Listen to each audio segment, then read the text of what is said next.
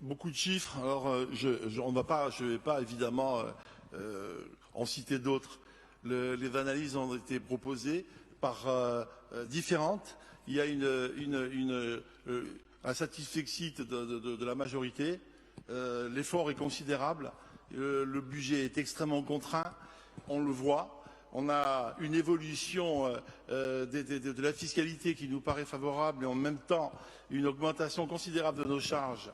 Et la prudence qui est évoquée, qui est répétée et qui est souvent rappelée par notre rapporteur, par Guy à l'instant, etc., s'impose.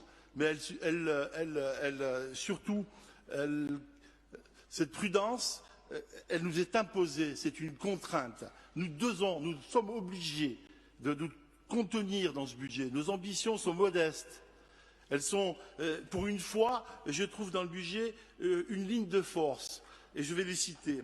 Mais évidemment que nous avons une nécessité d'un statut fiscal adapté.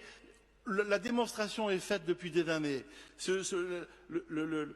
La perte de taxe foncière sur les propriétés bâties. Certes, paradoxe total de ces propriétés, de cette problématique. Davantage de construction, davantage de taxes, davantage de recettes. Aujourd'hui, le gouvernement donc renonce à la taxe d'habitation et on s'aperçoit au moment où on va perdre ces taxes qu'elles augmentent partout en France et que c'est une part importante de les futures recettes fiscales. Comment ne pourrait-elle pas nous revenir? Le tabac, par exemple, on parle du tabac. Certes, c'est un impératif de santé. Et moi-même, je rejoins tout à fait mon ami Jonc. Je ne souhaite pas qu'on continue à se battre pour un différentiel de tabac. Mais la recette, pourquoi ne reste-t-elle pas en Corse? Nous pouvons comprendre que l'alignement sur le tarif du tabac continental se fasse dans un délai bien plus court que celui qui nous est proposé. Mais ce différentiel de recettes est considérable. Pourquoi devrait-il nous échapper? Nous avons besoin de ces nouvelles recettes. Il est impératif que la Corse dispose d'un régime fiscal particulier. La démonstration est en est faite tout au long de des chiffres qu'on égrenait ce soir. Les dépenses. Il y a quand même, je le disais tout à l'heure, la manifestation d'une volonté véritable dans ce budget primitif. En matière d'habitat, on a fait un effort de dotation considérable. L'habitat inclusif qui avait été proposé et défendu par ma voisine, Una Casa per Tutti, avec un effort considérable qui se tourne vers l'intérieur de l'île et qui peut aider des jeunes couples à s'installer dans leur village et à y travailler. En social, l'effort est considérable. 15% du budget, soit 180 millions d'euros, cet effort social. Il est en augmentation de 1,5. C'est une part énorme. La population vieillit. Ces contraintes vont demeurer. Ce sera plus lourd dans un an, encore plus lourd dans 5 ans. Il va bien falloir là aussi mettre des recettes en face de cette problématique qui va nous poursuivre. Je parlais de l'environnement. L'environnement, c'est le cœur de notre combat.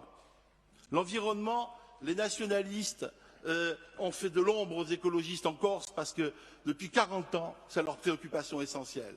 Nous réservons 5% de ce budget à l'environnement. C'est un effort. Il est insuffisant. On aimerait tellement le voir multiplié par 2. Certaines régions de France sont portées à 15%. Elles n'ont pas les charges que nous avons.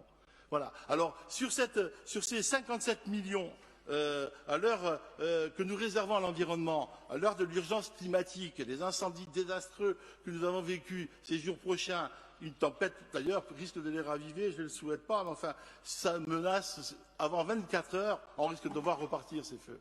Donc là, l'effort important est encore si modeste par rapport à l'ambitieux rapport 44 que nous avons détaillé tout à l'heure et qui est porteur de tellement d'espoir, d'investissement, de savoir-faire, de développement technologique, de l'accompagnement, de la formation en adéquation avec nos soucis d'environnement. Nous pourrions devenir ici une plateforme d'expertise en matière d'environnement, une référence européenne. Mais avec quels moyens?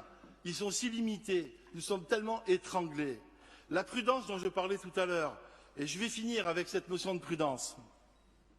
Nous n'avons pas pu, comment pourrais-je dire, nous préserver du risque majeur de la pénalité qui concerne Corsica Ferry. Nous n'avons pas les moyens de nous protéger de ce risque majeur. Sinon, on déséquilibre considérablement notre budget. Cette contrainte est effrayante pour moi. C'est-à-dire, nous n'avons même pas les moyens d'être prudents. Nous n'avons pas les moyens, de la même façon qu'un père de famille dont la paye suffit à équilibrer son budget, n'a peut-être pas les moyens de payer une complémentaire de santé. Eh bien, nous n'avons pas pu on n'a pas eu les moyens de nous préserver de cette catastrophe. Alors je pense véritablement qu'il faut continuer à exiger de l'État et à faire partager à tous les élus de cette Assemblée que la Corse, en matière de fiscalité, a besoin d'une exception. Et ça, on le répète, et ce n'est pas, comment pourrais-je dire, sans argument, ce n'est pas un caprice d'une collectivité particulièrement dépensière. Alors, elle a fait la démonstration justement de la maîtrise de son budget. Elle a fait la démonstration, avec des contraintes incroyables, les obligations que nous avons suivies ces 3 dernières années, de rester dans les cordes, mais on n'a plus les moyens de l'action. Donc, battons-nous pour ce statut fiscal. Tous ensemble, on a tous à y gagner.